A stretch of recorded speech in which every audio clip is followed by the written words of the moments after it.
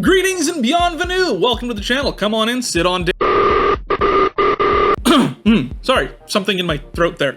Anyway, I've been reading a lot of creepypastas lately. For those of you who don't know what creepypastas are, it's a term that was first coined in 2007, with many stories written prior retroactively becoming creepypastas. The term is a portmanteau of creepy and copypasta, kind of smooshed together, with a lot of these having similar themes. And while these creepypastas can go above and beyond conventional writing, there are certain themes that tend to appear more often than not. Look at stories like Jeff the Killer or Slender Man, which have got these huge cult followings.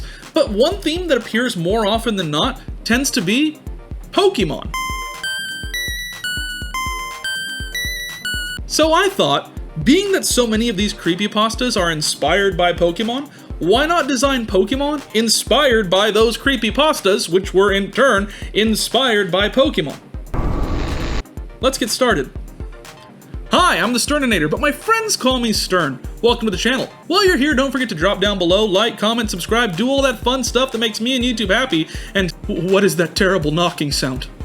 Let's start out with a classic, that being a story known as Hypno's Lullaby, written by Steven Winters. This story is inspired by the Pokemon Red dex entry for Hypno, which states it carries a pendulum-like device. There once was an incident in which it took away a child it hypnotized. That in itself, while canon, is scary. It's truly terrifying to think that these type of things happen in the Pokemon universe.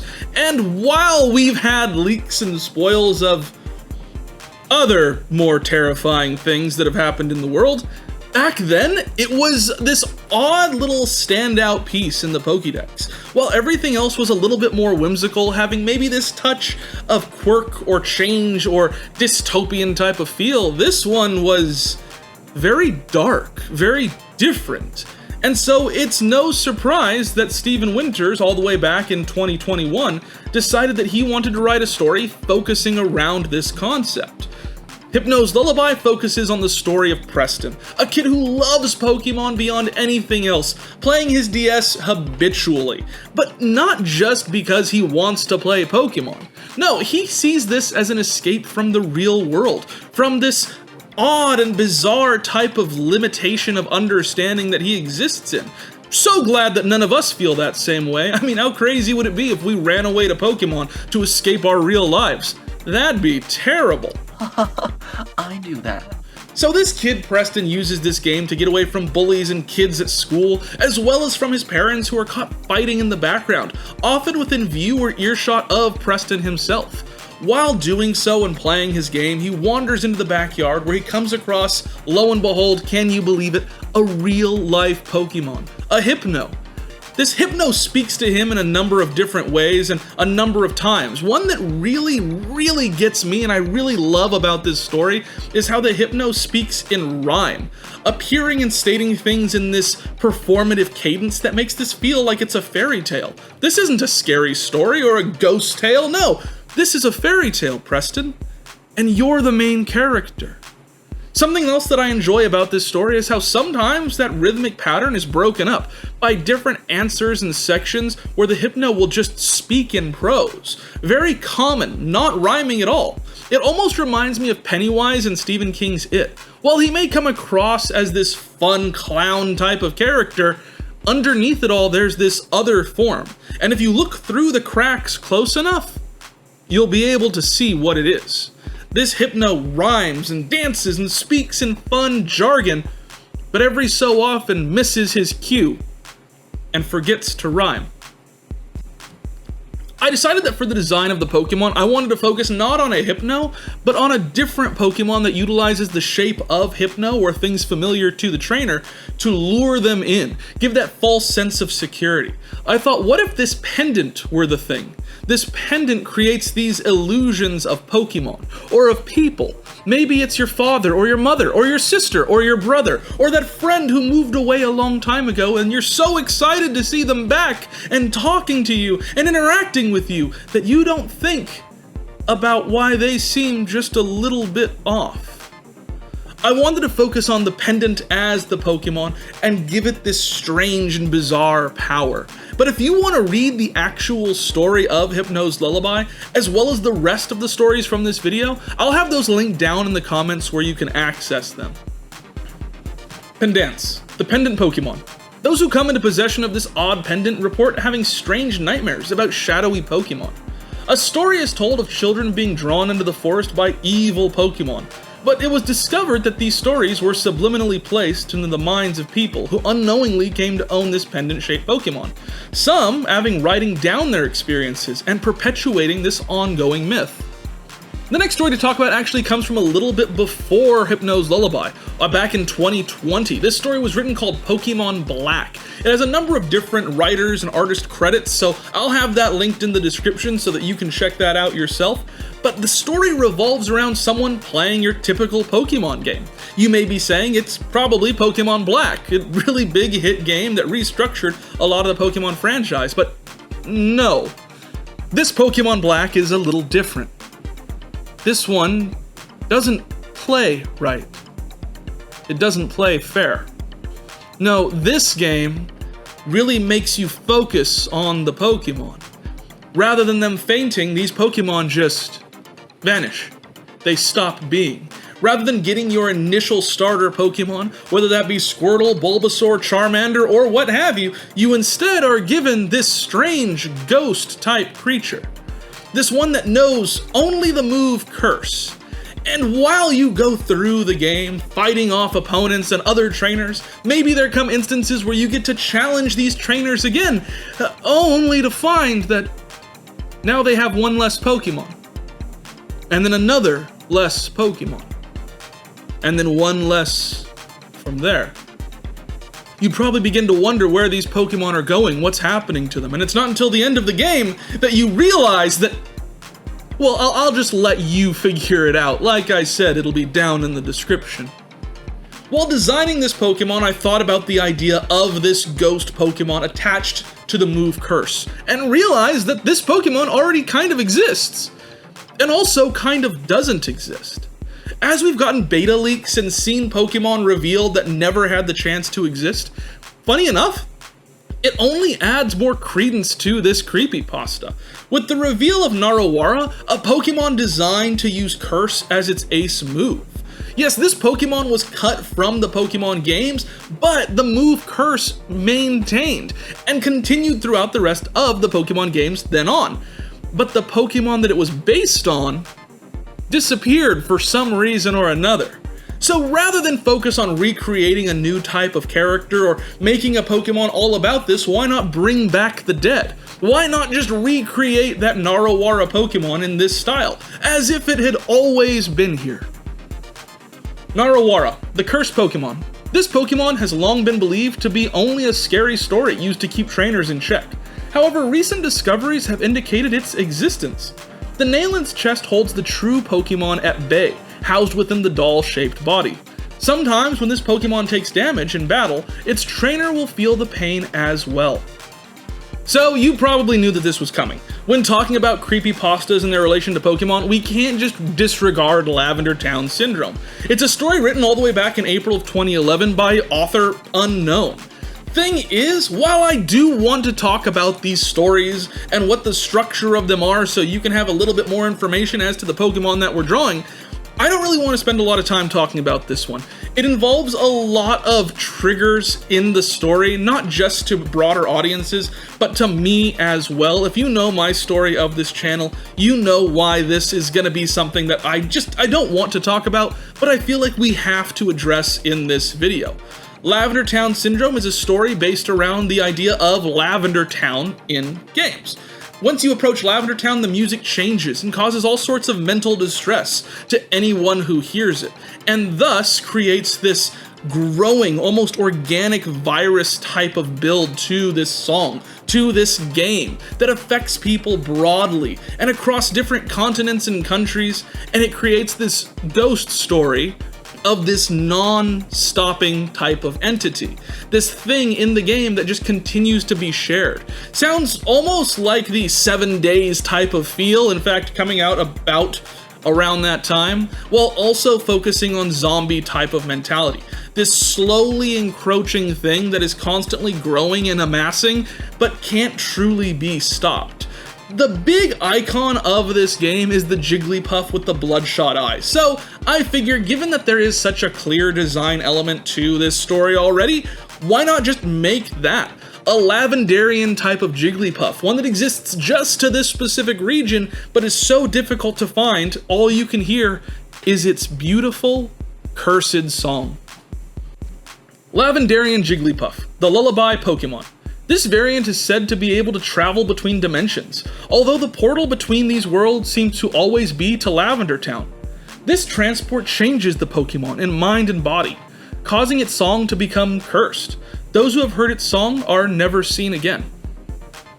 So we've spent some time doing creepypastas today, focusing in on some of the themes that we see throughout these various big three type of Pokemon creepies. So I thought, why not make something myself? Write a short little story and create a Pokemon revolving around it. So without much further ado, I introduce you to the starter that wasn't. I've played Pokemon since the Red and Blue days. Every generation, every remake, every spin-off, I've beaten them all. I don't say that to brag. I say because I know what to expect from a Pokemon game. So when I say something was wrong with the ROM I downloaded last week, I mean it. The file name was starterred.gb. No splashy title screen. No modder credits. Just the old Game Freak logo, followed by a frame of static that flickered so quickly I thought I imagined it. The intro played as usual. Professor Oak, the opening monologue, the "Are you a boy or a girl?" question, but when I was supposed to pick my name, the cursor wouldn't move. It stayed locked on a single letter. D. Then the name filled itself out. D. E. A. D. Dead. I laughed at first. Edgy hacks are a dime a dozen. I've read the creepypastas. I figured this was some Lavender Town wannabe trying to be spooky, so I shrugged and kept going. Then came the starter selection. There was no Bulbasaur, no Charmander, no Squirtle. The three Pokeballs on the table were blank. No icons. Then I walked up to one, the dialogue just said, It stares at you from inside. I picked the left one. Oak said nothing. And the game just cut to black for a second. Then dropped me outside the lab with no Pokemon in my party. When I tried opening the menu, I heard a distorted cry. It was one that I didn't recognize. It was short but glitchy. Like the cry was... like it was choking. The menu didn't open. Instead, my trainer sprite fell to the ground. I didn't even know that a falling sprite like that was in the game, but he just collapsed. No animation, just a single frame where my character was lying face down. Then the text appeared. You weren't supposed to choose that one. I thought maybe the ROM had glitched out. I tried resetting. Same thing. Flicker of static, locked name, empty Pokeballs. This time, though, I picked the right one as opposed to the left one. I made it to the first route. Barely. The wild Pokemon didn't attack. They just... it's like they just stared. Literally, the sprites didn't animate. Every wild encounter showed the enemy sprite just watching me. No health bars, no battle options. Sometimes the battle screen didn't even load. The music would go quiet and a text box would appear. It's behind you now. It would fade to black, but not like the normal transitions. Now, this was slow, like each pixel was being manually turned off, one at a time. I finally opened the Pokemon menu again just to check. I had one Pokemon in my party. Null. Level, question mark, question mark, question mark. You know, the typical Pokemon type of stand-in text. Type, none. Original trainer, nobody. Nature, forgotten. HP, 0 out of 0? Its sprite was corrupted, a silhouette of something vaguely humanoid with long, jointless arms, no eyes, no mouth, just blank. At least, that's kind of what I saw in the pixelated form of it. I know it sounds crazy, oh, it looked like a long and gangly human, but that's the best way I can describe what the cluster of pixels looked like. When I selected it, the game froze, and I let it sit. After a minute, the screen flashed white, and then it showed a battle. But it wasn't a wild battle, it was me. My trainer sprite was on the enemy side, and my opponent was just the word null on the player side. Only one option appeared. Obey. I pressed it and the game turned off. I couldn't sleep that night. I left my Game Boy on the dresser face down, but every hour or so I'd hear that cry again. That glitched, choking screech. It was faint, but it was unmistakable. It wasn't coming from the Game Boy anymore. No, it was coming from my hallway. I deleted the ROM the next morning, even wiped the SD card, but I swear, I still hear it sometimes. And the weirdest part? Sometimes when I open a new Pokemon game, even on legit hardware, even from the eShop, the name Null just shows up in my party. It's just for a frame, but I do catch it before it vanishes.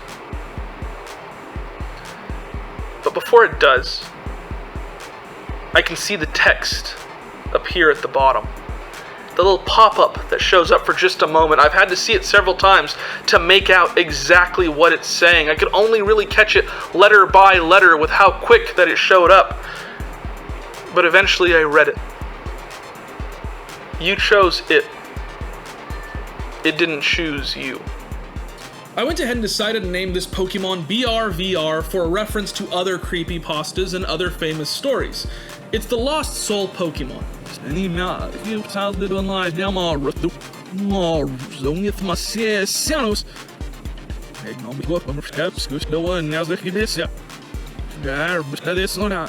Who is your favorite? Who are you absolutely not adding to your team?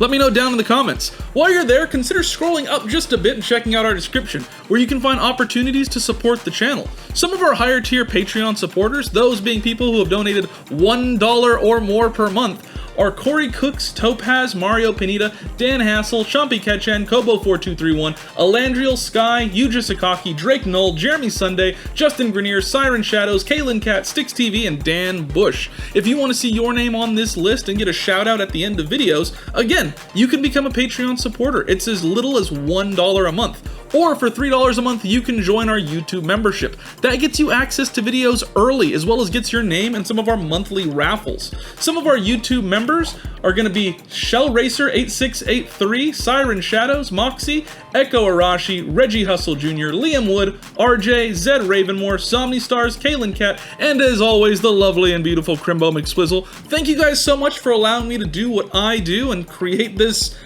weird stuff. Why? This is weird. Why do I keep doing this? Why do I keep subjecting myself to this terrible, terrible life? Why? Why does this keep happening to me? Every time that I find something that I find joy in, it becomes a job. I turn it into a job, something that I can't escape. And even the escape that I find from those things slowly becomes the job itself. How do I escape? All right, bye. I'll see you later.